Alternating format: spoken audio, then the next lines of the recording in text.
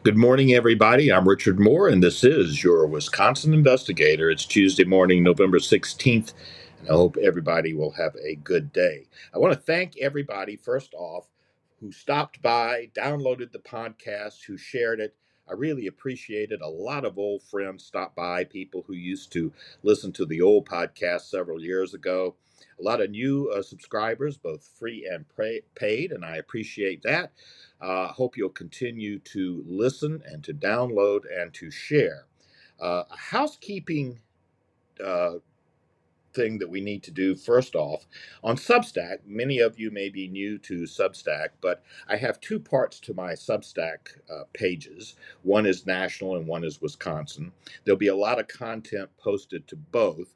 Whenever you post something to either on your Substack pages, Substack automatically sends an email to everybody who's subscribed, free and paid. Now, I don't want to clog up people's emails, so I'm going to adopt a new strategy here. On the national side, or for people who are paid subscribers, I'm going to continue every time I post something, the email will continue to go out. On the Wisconsin side, where I'm doing a lot of frequent short audio casts like this one, I don't want to clog up people's emails, so I'm not going to automatically send the email out. If you bookmark the page, you can go and see what's there, and I'll send out once a week a list of everything that's already been posted that week. That way it's always accessible, but I'm not clogging up your emails. There's a difference between paid subscriptions and free subscriptions that are detailed on the Substack page. But basically, these short audio casts are all free for everybody. Now, I'm going to be doing longer interviews with state and national political figures. I'm also going to be conducting some special investigations. That will all be premium content for those of you who are paid subscribers. Also, paid subscribers get a free PDF copy of my new book, Dark State, which is about the need for open government reform in Wisconsin. And I'm going to be talking about that extensively in the future. But if you get a paid subscription, I sure would appreciate it. It would help support independent journalism. There's going to be a lot of content that's free as well, and everybody is welcome to join in. Today, I'm going to be talking, and also tomorrow, I'm going to be talking about rules and regulations. And live in an administrative state that has just gobbled us up over the past several decades. Um, both parties have been guilty of allowing the administrative state to grow unchecked. And as many of you who listened to the old podcast will remember, that was one of my strongest passions and interests was the bureaucratic collectivist state. Way back in 2008, I wrote a book, my first Wisconsin political book, How the DNR Stole Wisconsin, about how the DNR was just way out of control in those days. And then in 2016, I released The New Bossism of the American Left, which dealt with the growth of the national bureaucratic collectivist state. And by the way, that book is still available on Amazon. It's pre-Trump, but it still is a good guidepost to how the federal bureaucracy works, how it grows, and how it acquires power. And one of the things that is very important, I can sum up the thesis of that book. It is the bureaucracy rules with its rules. Um, it takes on a life of its own, and it's hard to get rid of bureaucrats even when an anti-bureaucratic administration is in place. They get shuffled off to the corners and wait for the next administration. That's sort of what happened when Donald Trump was elected. One of the biggest and goodest best things that Donald Trump did as president was his work in deregulation. He issued a slew of executive orders when he came in. Now, I'm not a fan of governing by executive order, but in this case, Trump was simply issuing executive orders to repeal the executive orders that Barack Obama had put in place that increased bureaucracy. Another thing that Trump did that was very, very good in deregulation was his one in, two out rule. And in that rule, for every new administrative rule that goes into the Federal Register, two must come out. They had already adopted that for several years under conservative government in Britain. It had worked very well. It worked very well during the Trump administration as well. But then, of course, you had Joe Biden come along. And in his staggering way, he began to repeal everything that Trump, or most of the things that Trump had done in the regulation arena. He issued his own executive orders repealing a lot of the good things Trump did, including the one in, two out rule. He got rid of that. And so I was interesting as we near the end of the first year of the Biden administration. I was interested in just how many new regulations, and it's a lot. By the way, as my book, The New Bossism and the American Left, pointed out already back then, there were about 76,000 pages of rules, not laws, rules with the force of law in the Federal Register. And now, as of this week, there are about 79,000 pages in the Federal Register. I went over to the website of the Competitive Enterprise Institute. They do a great job tracking all these rules and regulations. That's one of their primary missions, is to fight over regulation. And I wanted to see what had happened this year. And as of this week, uh, rules that are on pace to be finalized by the end of the year, new rules this year, 3,243. 3,243. And that doesn't even include the rules that are just being put into the pipeline. Those finalized rules carry a cost of a minimum of, according to the Competitive Enterprise Institute, a minimum of $4.61 billion and as much as $8.4 billion. That's cost imposed on businesses, small businesses, individuals, the cost of compliance. Now, think about just this year, that's how many regulatory costs are being placed on the economy. And then go and look at all the other years, all the other rules, and you get a sense of the burden that's put on business, on small business, and put on individuals, because every rule that comes into play, that's a little fleck off of our liberty, off of our freedom as individuals. Of course, you have to have some rules and regulations, but when you get to compile and put on people so many, you have a real wholesale robbing of our liberty.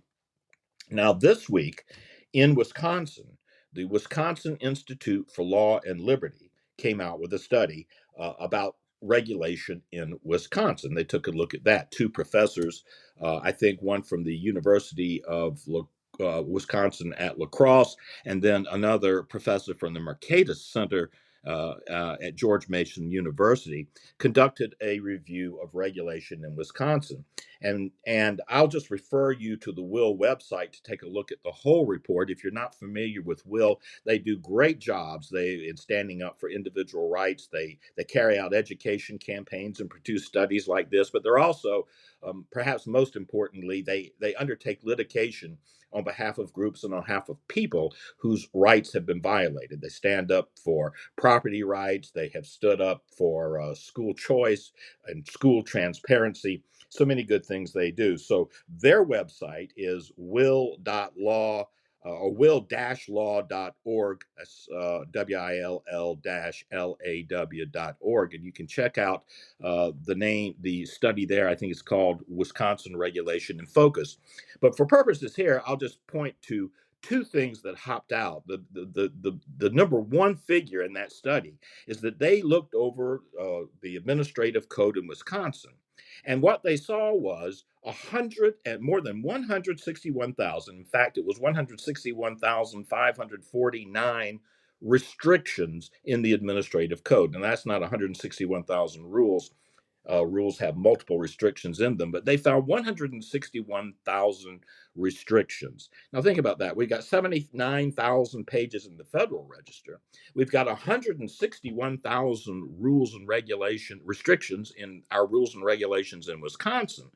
Add them together, and then add on your county and your town restrictions, rules, and regulations, and put that on top of business, put that on top of people, and you can see just how smothering the administrative state is. I'll just quote one other paragraph from the study and move on. The Wisconsin Administrative Code contained 12.25 million words as of 2020. If the average person can read about 300 words per minute and spends 40 hours uh, reading, they spent, I think, about 17 weeks, 681 hours it takes to read the Wisconsin Administrative Code. It's quite something. Check out the study. The question is, for all of us, is how did we get to this place where we're so regulated, where we're so controlled by the administrative state? Well, let's take a look at Wisconsin. Prior to 2010, Wisconsin state agencies could do just about anything they wanted. They could be as brazen and as rogue as they wanted because it was almost impossible to stop any rule that they came up with. In those days, they did not have to issue scope statements that had to be approved by the governor, for instance. They were their own administration in a sense.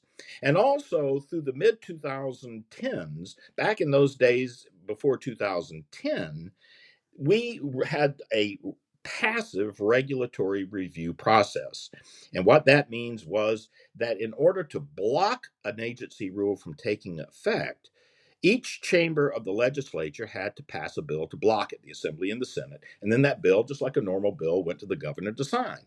But what that meant was Republicans had to control the governor, they had governorship, they had to control the Assembly and the Senate in order to be able to block a bill, and that rarely happened prior to 2010. And of course, Democrats love big agencies and big government and lots of rules and regulations, and so they rarely would step in to block a bill. And if you couldn't pass the bill or get it signed by the governor, the rule took effect. And so most of these 161,000 restrictions were put in place back then.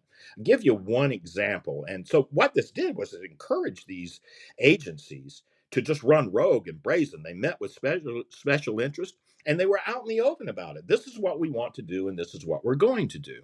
And the legislature be damned. The will of the people be damned. And here's a perfect one example give you, and that was Act 118 in the early 2000s. It was the Job Creation Act. The legislature wanted to expedite permitting of development projects on waterways. They wanted to do so without endangering water quality. So in those days, everybody had to go through a single permitting process with individual review. And the legislature passed this bill that would allow an expedited permit on a waterway that was not considered sensitive. So they passed this law, and the idea was to have the DNR uh, point out which waterways were sensitive, and they would have to go by the old rules. And then on these other less sensitive waterways, you could have an expedited process. Environmentalists were absolutely outraged. The Sierra Club was outraged. The Wisconsin Wildlife Federation was outraged. They pleaded with Governor Jim Doyle, who was the Democrat who was governor at the time. They pleaded with him not to sign the legislation. But guess what? In this case, Doyle did. And so the law went to the DNR to write the rule to implement it, to pick out which waterways would be sensitive and have to go through the old process.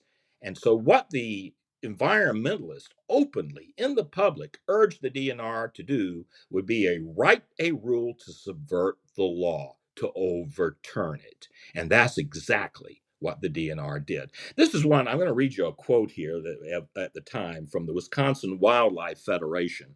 And this is how they termed what the DNR, when they saw the final rule the DNR had come up with, and that was, in other words, the DNR designated almost every waterway in Wisconsin as a sensitive waterway. So therefore, almost every waterway still had to go through the old delayed process of individual review, and almost nobody would be expedited. And so the Wisconsin Wildlife Federation put out this saying DNR staff have recommended to the board that they adopt a detailed set of emergency rules that restore many of the protective standards that were deleted from the statutes in Act 118. They applauded that. Those are the key words: restore many of the protective standards that were deleted from the statutes. In other words, we think that those standards need to be put back in place. The elected representatives of the people got rid of them. The governor went along with it. We want the state agency, the unelected bureaucrats, to overturn that decision. Now, in that case, there was such a public uproar, and the governor had, after all, signed the bill that the bureaucrats didn't, and the environmentalists and the special interests didn't get away with it, and it was, and the law took effect, uh, basically intact. But that is the mindset of the bureaucracy. That's what happened all the way through 2010, and it shows you the mindset, and it explains much of what is going on today, where the bureaucracy thinks that they have the right to control and write the law and not the will of the people, not the elected representatives of the people. Now, in 2010 in Wisconsin, that all changed. Scott Walker was elected governor. The Republicans took control of the Assembly and the Senate. And the agency rules for the next 4 or 5 years continued to percolate. But in the mid 2010s, then the Republicans passed what is called as the Wisconsin version of the REINS Act. And the REINS Act changed the way our government, our state, or our legislature reviewed the administrative rules. So now, under this new process, which Scott Walker signed, under this new process, the legislature didn't have to pass a bill to block a rule. But if there was a major rule, the legislature had to pass a bill for that rule to take effect. It was no longer passive review, it was active review, and the legislature had to sign off that this rule met the law's intentions. And so that really tightened the screws on the administrative agencies, and they're still in place. So it was a good step forward. And when you read this report by Will, you see that they've got even more reform recommendations to tighten up the rules and regulations. They've slowed down. We have less of a regulatory burden than we used to prior to that law taking effect, and the agencies don't have the good old days. So that's where we are right now. And tomorrow we'll talk about guidance documents, because what did the bureaucrats do when this new law, the REINS Act, took effect? Well, they couldn't write as many rules and regulations, but that didn't mean the bureaucrats would give up. They never do. And so they have something they called guidance documents. These are advice that's sent out on how the rules should be implemented. They send it out to local governments and to businesses. And there was a huge battle over guidance documents. But this now is the way that the bureaucrats are fighting back, because these local governments, when they get these guidance documents, they take them as having the same effect as a rule, as the force of law. And they're using these guidance documents to get around the REINS Act and to get around the new restrictions on their rule writing. And this is the latest battle in the growth of, or trying to bring into some kind of reasonable framework the administrative state. It continues to grow, it continues to challenge us, and we'll talk about guidance documents tomorrow. I hope everybody has a great day, and try not to run afoul of those any of those 161,000 administrative restrictions the state offers you. Have a great day and share the podcast, and we'll see you later.